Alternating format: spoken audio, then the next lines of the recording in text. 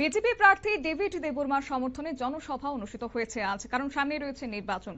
আর আজ বিকেলে রামচন্দ্র ঘাট আসনের বিজেপি প্রার্থী ডেভিড দেববর্মার সমর্থনে বাইচালবাড়ির বাজার মাঠে বিজেপি দলের উদ্যোগে এই সভা অনুষ্ঠিত হয়। জনসভায় প্রধান বক্তা হিসেবে উপস্থিত ছিলেন রাজ্যের ক্রীড়া মন্ত্রী এবং যুব বিষয়ক দপ্তরের মন্ত্রী টিঙ্কু রায়। এই জনসভায় উপস্থিত ছিলেন কল্যাণপুরের বিধায়ক পিনাকি দাস চৌধুরী, রাষ্ট্রীয় জনজাতি মোর্চার সভাপতি সমীর উরাং, বিজেপি জেলা সভাপতি বিনয় দেববর্মা সহ অন্যান্য নেতৃত্বরা। কি বললেন এদিন জনসভা থেকে মন্ত্রী টিঙ্কু রায়, শুনুন।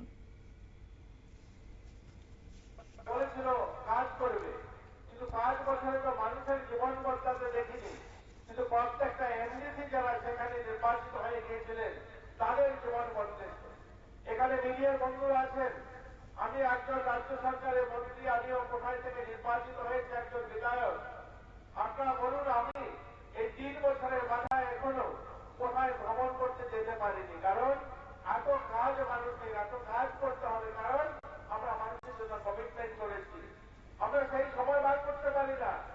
অথচ জনজাতি এলাকায় দীর্ঘ বছর যারা শোষিত, দীর্ঘ বছর যারা বঞ্চিত, ওই এলাকায় থেকে যারা নির্বাচিত হয়েছেন তারা সেখান থেকে বিদেশের মাটিতে বারবার ঘুরতে চলে যান, অথচ বলছেন পয়সা নেই। ভারতীয় জনতা পার্টির সরকারের আমলে আপনারা দেখছেন, আপনাদের এই সামনে দিয়ে আমরা যেখানে দাঁড়িয়ে কথা বলছি, এই যে রাস্তাটা, এই রাস্তার সময় গোটা রাজ্যের জনজাতি এলাকাগুলো যদি দেখি আমরা, এই ন্যাশনাল হাইওয়ে হওয়ার কারণে প্রত্যেকটা এলাকার কিন্তু উন্নয়নের ছোঁয়া লেগেছে। সেটা কাঞ্চনপুর জম্পুই হোক, বা সেটা মনু থেকে কাঞ্চনপুরের রাস্তা হোক, বা সেটা কোয়াইল হয়ে আজ যেটা আগরতলার রাস্তা হোক, জলাইবাড়ি থেকে ঋষ্যমুখ হোক, আর বিলোনিয়া থেকে রাজনগর হোক, গোটা রাজ্যের রাস্তার যে পরিকাঠামোটা উন্নয়ন হয়েছে। ইতিমধ্যে প্রায় 13,500 কোটি টাকা শুধু রাস্তার কাজ হয়েছে। স্কুল পরিকাঠামোর পরিবর্তন আমরা যদি দেখি, প্রায় 750 কোটি টাকার স্কুল পরিকাঠামো, বিভিন্ন স্কুল বিল্ডিং, হোস্টেল বিল্ডিং সেগুলো তৈরি হচ্ছে।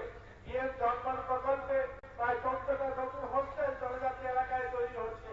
আমরা যদি দেখি ধরতি আবাতে, সেখানেও প্রায় 250 কোটি টাকার 7টা হোস্টেল তৈরি হচ্ছে। মন্ত্রী টিঙ্কু রায় এদিনের সভা থেকে বক্তব্য রাখতে গিয়ে প্রশ্ন তুলেছেন, বিগত 5 বছরে এডিসি এলাকায় কতটা উন্নয়ন হয়েছে সেই সমস্ত তথ্য শাসক দল তিপ্রামথা তাদের বক্তব্যে কেন তুলে ধরছে না। এছাড়াও এই সমাবেশে বক্তব্য রাখতে গিয়ে রাষ্ট্রীয় জনজাতি মোর্চা সভাপতি সমীর উরাং তিপ্রামথাকে লাল মথা বলে আখ্যায়িত করেছেন। কেন্দ্রীয় সরকার জনজাতিদের উন্নয়নে যতটা অর্থ বরাদ্দ করেছিল তার বেশিরভাগ অর্থ এরা নয়-ছয় করেছে বলেও কিন্তু এদিন তিপ্রামথার দিকে অভিযোগের আঙুল উঠে এসেছে। নিয়ে নিচ্ছে ছোট্ট একটি বিজ্ঞাপন বিরতির সঙ্গে থাকুন।